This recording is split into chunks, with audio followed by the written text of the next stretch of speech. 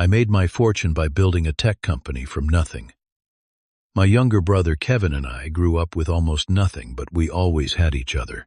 When he got engaged to Alicia, a woman from a wealthy family with high expectations, I was thrilled to help give them the wedding of their dreams. Despite my own casual style, I wanted Kevin to have everything perfect on his special day. I never imagined my own flesh and blood would tell me I did not belong at a celebration I paid for.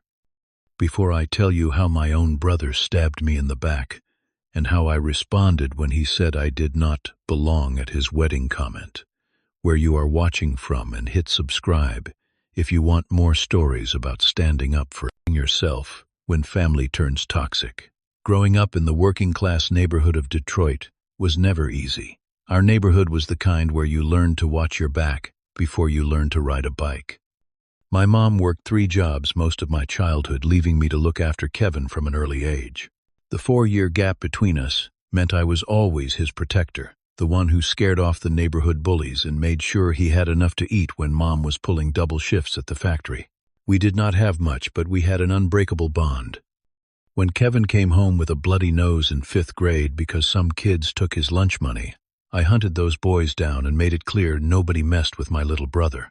When he needed help with science fair projects, I stayed up all night helping him build volcanoes and solar systems out of whatever materials we could scrounge up.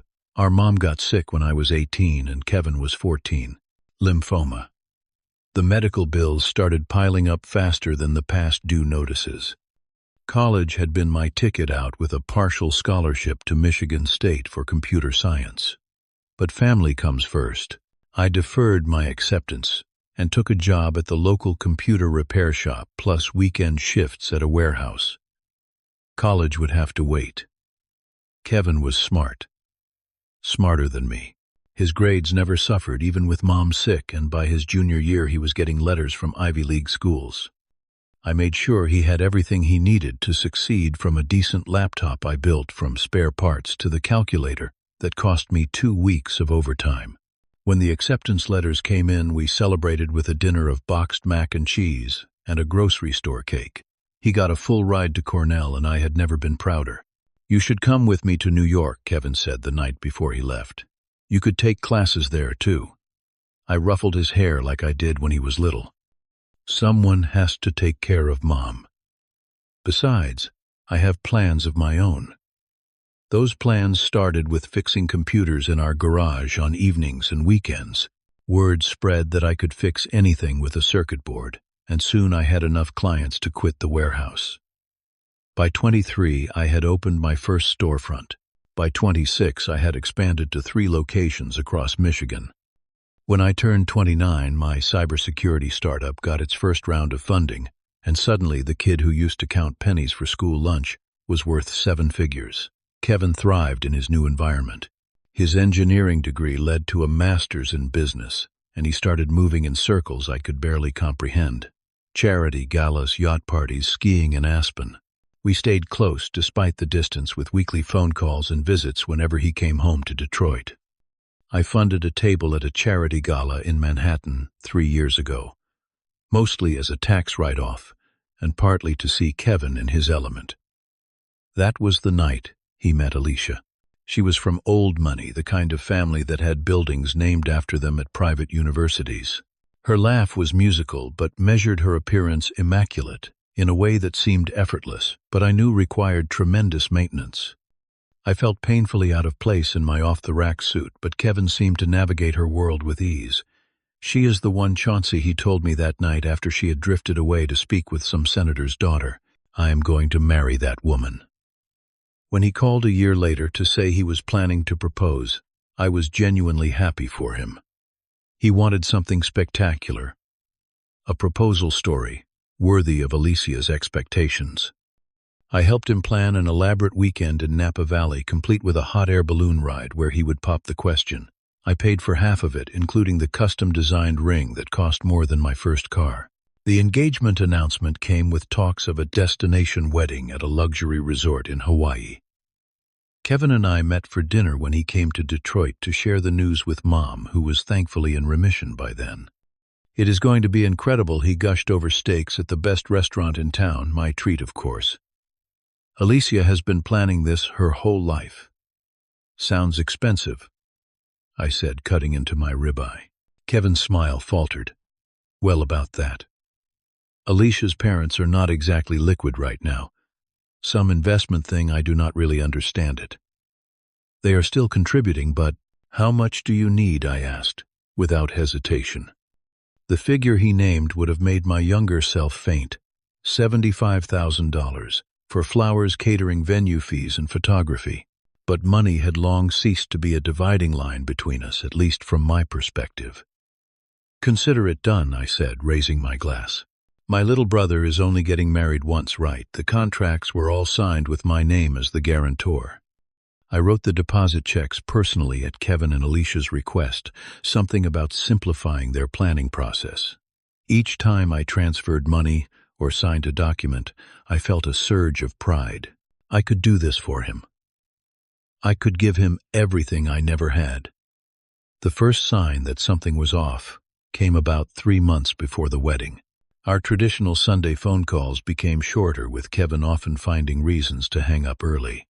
He canceled our monthly dinner twice in a row, citing wedding planning stress. When I offered to fly out to New York to help, he quickly declined. Everything is under control, he insisted. Alicia has it all handled. I noticed he never invited me to any of the pre-wedding events. No engagement party, no tastings, not even a chance to meet Alicia's family. I chalked it up to distance and their busy schedules. Then the invitations went out. 3 weeks before the wedding, elegant cream envelopes with gold foil accents began appearing on social media as guests received them. My mother called excited about her invitation and the first-class tickets that had been enclosed for her. "Did you get yours yet?" she asked. "Not yet," I said, checking my mail again. Probably just delayed. But the invitation never came. After a week of checking my mailbox with increasing anxiety, I called Kevin. The call went to voicemail. I texted. The message showed as read, but no response came. By the second week, with just days before I would need to book my flight to Hawaii, a sick feeling had settled in my stomach. I drove to New York that weekend without telling anyone. Kevin had given me a key to his apartment years ago for emergencies, but I rang the bell first out of courtesy. No answer, despite his car being in its designated spot. After 30 minutes of waiting, I used the key. The sound of voices led me to the dining room where Kevin and Alicia sat surrounded by seating charts and place cards. They looked up in unified shock at my appearance. Chauncey Kevin jumped to his feet. "What are you doing here? I have been trying to reach you," I said, noting the guilty look that passed between them. My invitation never arrived. An uncomfortable silence filled the room. Alicia straightened a stack of cards, not meeting my eyes.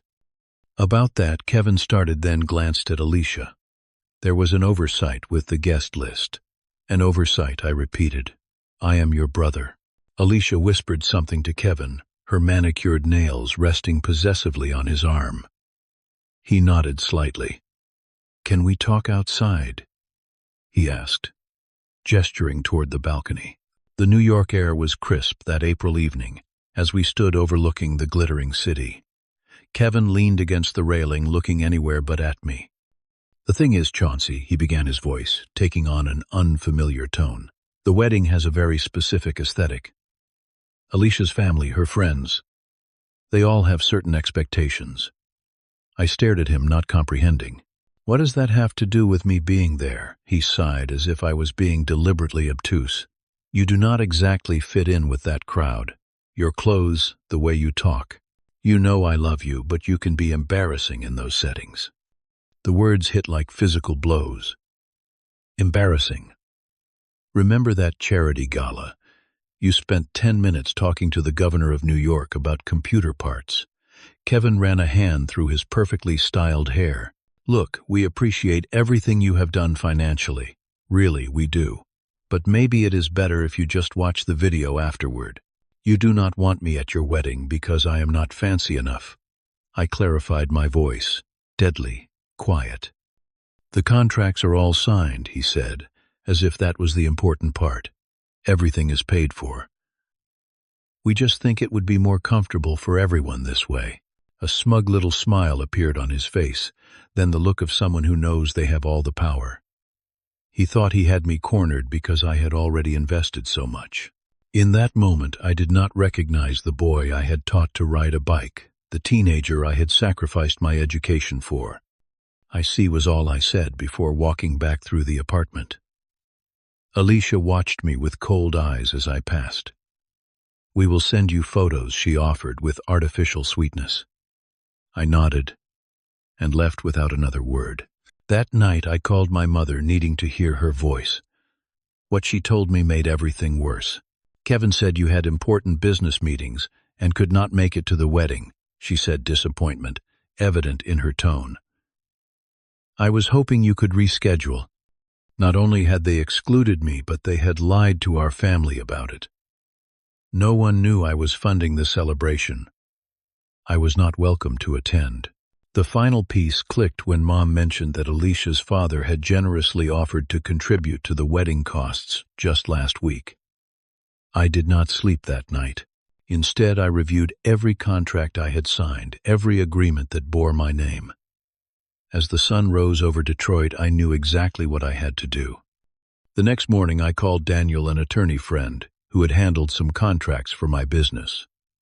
I explained the situation while carefully omitting any mention of what I was considering doing. "So all the vendor contracts are in your name," Daniel clarified.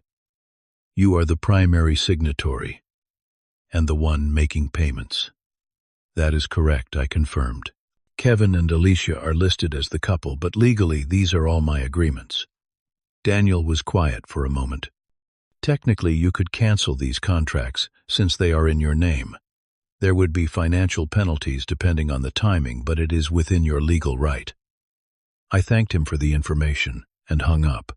Then I created a spreadsheet listing every wedding vendor, the resort venue in Maui, the caterer flying in from San Francisco, the florist, the photographer who charged more than my first car, the string quartet. Beside each name, I noted the cancellation policy and the remaining balance due. For a full day, I did nothing. I wondered if I was overreacting, if family loyalty should outweigh this insult. But every time I closed my eyes, I saw Kevin's smug smile, heard him call me embarrassing. I remembered how I had skipped meals to make sure he had lunch money, how I had postponed my own dreams to support his. 1 week before the wedding, I called Kevin. It went to voicemail twice before he finally answered on my third attempt. "I am really busy with last-minute details, Chauncey," he said by way of greeting. "I just wanted to confirm your decision about me not attending the wedding," I said calmly. "Are you absolutely sure about this?" He sighed, the sound of someone being inconvenienced. "We have been through this. It is just better this way. You will still pay, though, right? It is the least you can do. The least I could do." As if I owed him this after a lifetime of sacrifice. "I understand," I said, and hung up. That evening, while scrolling through social media, I discovered something that solidified my resolve. A mutual friend had accidentally tagged me in a group chat screenshot where Kevin and several friends were discussing the wedding. Kevin had written, "Had to buy my brother's silence with the deposits. Small price to keep him and his Walmart wardrobe away from Alicia's family." The replies were filled with laughing emojis and jokes at my expense. Around the same time, I learned through my mother that Alicia's father had suddenly offered to pay $30,000 toward the wedding after claiming financial difficulties earlier. Yet they still expected me to fulfill my financial obligations while being excluded. I made my decision. 48 hours before the wedding, when I knew Kevin, Alicia, and the wedding party would be boarding flights to Hawaii, I began making calls. "Hello, this is Chauncey Wilson. I am calling about the catering contract for the Wilson-Parker wedding this Saturday." I said to the first vendor, my voice professionally cordial. Each conversation followed a similar pattern. I explained that unfortunately the event was being canceled. I acknowledged the cancellation fees and accepted them without complaint. Most vendors were sympathetic when I briefly mentioned that family circumstances had changed dramatically. The bride's father has actually decided to take over financial responsibilities, I told the florist. But due to a personal situation, I will no longer be involved. You will need to contact him directly for any remaining payments. The resort venue required an email with formal documentation of the cancellation. I sent it with attached screenshots of text conversations with Kevin, confirming I was not invited despite paying for the event. Finally, I called my bank and canceled the payment authorizations for the remaining balances. Then I turned my phone to Do Not Disturb mode, packed a bag, and drove to my cabin in northern Michigan where there was no cell service. I felt a strange mixture of satisfaction and profound sadness as I sat by the lake that weekend. The relationship with my brother was likely irreparably damaged, but perhaps it had been broken long before this moment, and I simply had not wanted to see it. When I returned to civilization 3 days later, my phone nearly exploded with notifications. 37 missed calls from Kevin, 15 from unknown numbers, dozens of text messages, each more frantic than the last. What did you do? The first one read timestamp just hours after I had left town. The caterers canceled. Call me back now. The venue says you canceled everything. Fix this. As the weekend progressed, the messages became more desperate, then threatening, then finally defeated. The full story emerged through calls with family members. Guests had arrived at the beautiful oceanfront resort to find no welcome reception as planned. When the wedding day arrived, there were no flowers delivered, no photographer appeared, and most devastatingly, no catering staff began setting up. Kevin and Alicia had reportedly scrambled to put charges on their credit cards, only to discover most were already at their limits. Alicia's father, caught completely off guard by the sudden demand for funds, had been unable to arrange a wire transfer quickly enough. The 150 guests, many of whom had traveled thousands of miles, found themselves dressed in formal attire with nowhere to go and nothing to eat. Small groups had broken off to find restaurants in town that could accommodate them without reservations. My mother called last. Her voice was quiet, disappointed, but not angry. Kevin told me everything, she said, about how he did not invite you, about how you paid for it all. I am sorry if I embarrassed you. I said, meaning it. You did not embarrass me, she replied after a long pause. He did. I raised you both better than this. To my surprise, several family members reached out to express similar sentiments. My cousin Taylor, who had been at the non-wedding, said many guests were appalled when the truth came out about why I was not there. That Alicia girl kept saying you were jealous of their relationship, Taylor told me. But then your mom stood up and set everyone straight. Said you had been supporting Kevin his whole life, and this was how he repaid you. Kevin showed up at my house 2 days after I returned. His face was sunburned and furious. I could sue you for this, he shouted the moment I opened the door. You humiliated us in front of everyone. I invited him in calmly and pulled out my laptop. I have documented everything. The text messages where you confirmed I was not welcome at the wedding despite paying for it. The social media posts where you mocked me to your friends. The fact that Alicia's father suddenly had money to contribute but you still expected me to pay without being included. His face went from red to pale as I scrolled through the evidence. I did not commit any fraud, I continued. I simply chose not to pay for an event I was explicitly told I did not belong at. Any court would understand that. Kevin left without an apology, but the threats of legal action disappeared. I heard through family that Alicia was reconsidering their relationship after the wedding disaster exposed financial issues Kevin had apparently hidden from her. The months that followed were difficult. I started therapy, working through the childhood patterns that had led me to constantly sacrifice for a brother who had grown to devalue me. I built stronger relationships with other family members and friends who appreciated me for who I was, not what I could provide. 6 months after the wedding that never happened, Kevin called. His voice lacked the confident polish I had grown accustomed to. Alicia left, he said simply. said she could not be with someone who had such unstable finances and family drama. I am sorry to hear that, I replied, and found that I genuinely meant it. I think I owe you an apology, he continued, the words clearly difficult for him. I was wrong about everything. It was not a perfect apology, but it was a start. We began rebuilding slowly with clear boundaries established from my end. No financial entanglements, no expectations that I would solve his problems. Regular family dinners, where we could relearn how to be brothers without the unhealthy dynamics. A year after the wedding debacle, I started a scholarship fund for students from our old neighborhood. The first recipient was a young woman who reminded me of myself at 18, brilliant with computers but facing family obligations that threatened her education. I also found my own community of friends who accepted my direct manner and casual-style people who valued substance over appearance. When Kevin finally met them at a barbecue I hosted, he seemed surprised by how accomplished and interesting they were, despite not fitting Alicia's definition of sophisticated. "Your friends are actually really cool," he admitted on his way out. "I wish I had given them a chance sooner." The most important lesson I learned through all of this was that real family does not ask you to hide who you are. Real connection does not come with price tags or dress codes. Sometimes standing up for yourself means being willing to walk away from toxic dynamics, even with the people who share your blood. This journey taught me something powerful about self-respect. There is a difference between generosity and allowing yourself to be used.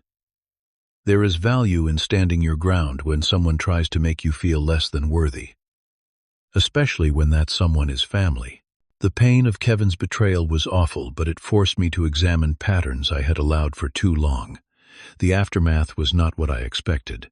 Many family members who witnessed the wedding day chaos reached out to repair relationships with me.